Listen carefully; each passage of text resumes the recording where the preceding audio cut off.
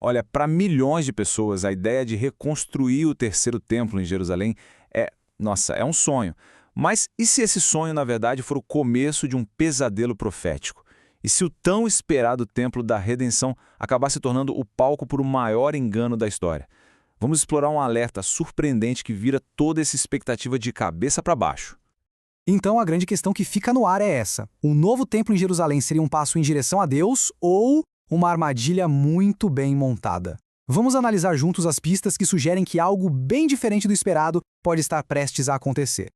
Pensa comigo. De um lado, a gente tem essa imagem de celebração, de redenção, né? Um povo feliz com a restauração do seu lugar sagrado. Mas, em contraste direto, existe uma visão bem sombria. O mesmíssimo templo, só que agora como palco de um poder enganador, a sede do chamado anti-Messias. Como pode a mesma construção inspirar tanta esperança e, ao mesmo tempo, um alerta tão grave? E olha que ninguém pense que isso é só papo, só teoria. Neste exato momento, existem organizações fabricando os utensílios sagrados, treinando os sacerdotes, desenhando as plantas. A construção do templo não é mais uma questão de ser, mas de quando. Isso, claro, torna este alerta profético mais urgente do que nunca. Tá, mas de onde é que vem uma ideia tão radical assim?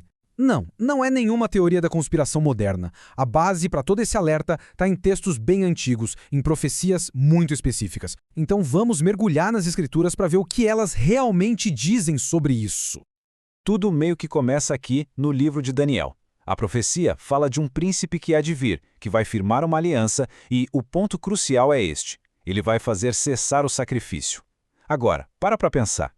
Para os sacrifícios serem interrompidos, eles precisam primeiro ter sido restaurados, certo? E onde isso aconteceria? Exatamente, em um templo reconstruído. E aqui está o pulo do gato dessa interpretação. Daniel estaria falando de dois príncipes diferentes. O primeiro, o Messias, o príncipe, que historicamente veio antes da destruição do segundo templo. Mas a profecia aponta para um segundo príncipe, o que há de vir, que surgiria muito tempo depois da destruição. É este segundo príncipe que interrompe os sacrifícios e a ação dele só faz sentido em um cenário futuro, com o terceiro templo já em pé. Se Daniel nos deu o quê, a interrupção dos sacrifícios, o apóstolo Paulo, séculos depois, nos dá o quem e o como. Ele descreve essa mesma figura, chamando-a de homem do pecado, e revela seu ato final de arrogância. Ele não vai apenas entrar no templo, ele vai se assentar lá, exigindo ser adorado como se fosse o próprio Deus. E o detalhe aqui é de uma precisão incrível. A palavra grega usada por Paulo não é hieron, que seria o complexo do templo em geral, com os pátios e tudo mais. É naos, que significa especificamente o santuário interior, o Santo dos Santos. A profecia não fala de uma profanação qualquer, fala da contaminação do coração do templo, o lugar mais sagrado da terra.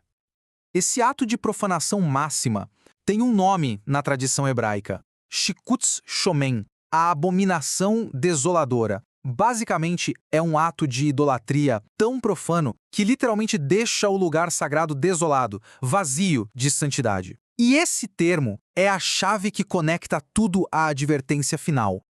E aqui, o próprio Yeshua conecta os pontos. Ele menciona diretamente a abominação da desolação de Daniel e o que ele instrui seus seguidores a fazerem quando virem isso. Lutar? Protestar? Não. A ordem é chocante de tão simples. Fujam. Fujam para os montes, imediatamente, sem hesitar. O sinal da profanação do templo não é um chamado à resistência, mas um gatilho para a evacuação. O interessante é que essa ideia de um grande enganador no fim dos tempos não é exclusiva dos textos bíblicos. Surpreendentemente, encontramos ecos desse mesmo alerta em fontes da própria tradição judaica, como o Talmud e o Midrash, que oferece uma perspectiva paralela fascinante. Conheçam Armilos. Este é o nome que a tradição rabínica dá à sua própria versão do anti-Messias. Ele é descrito como um falso Messias, carismático, poderoso, destinado a enganar a muitos antes que a verdadeira redenção chegue. O paralelo é impressionante. Textos como o Talmud e o Midrash falam sobre as dores de parto da era messiânica, um período de grande tribulação e engano. E embora a terminologia seja diferente, a ideia central persiste. Antes da chegada do verdadeiro Messias, surgirá um enganador. Isso mostra que a preocupação com o falso redentor no fim dos tempos é um tema profundo em toda a tradição judaico-cristã. Ok, já analisamos as profecias, as tradições, mas a pergunta que fica é: e agora? Se esse alerta for levado a sério, como isso muda a forma de agir hoje? A resposta, ao que tudo indica, não está em construir, mas em discernir. Para quem segue essa interpretação, a conclusão é clara. O foco muda de um edifício físico para um preparo espiritual. Trata-se de discernir as verdadeiras intenções por trás dos movimentos de reconstrução, de orar por sabedoria e de focar no templo espiritual, a comunidade de fé. A lógica é simples. Em vez de ajudar a construir um prédio que poderia ser profanado, o mandato é preparar os corações para não serem enganados. E assim, chegamos à pergunta final que ecoa através dos séculos.